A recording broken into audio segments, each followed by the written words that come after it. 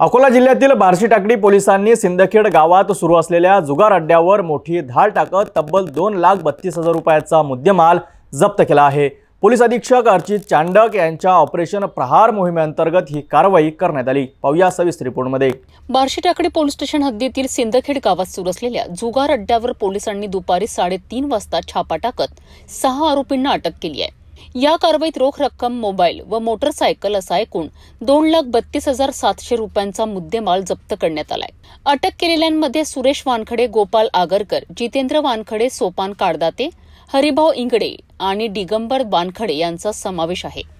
घटनास्थळी पोलीस कर्मचारी ईश्वर पातोंड, गोविंद सपकाळ, गणेश पाटील व मस्के यांच्या पथकाने ही कारवाई केली आहे।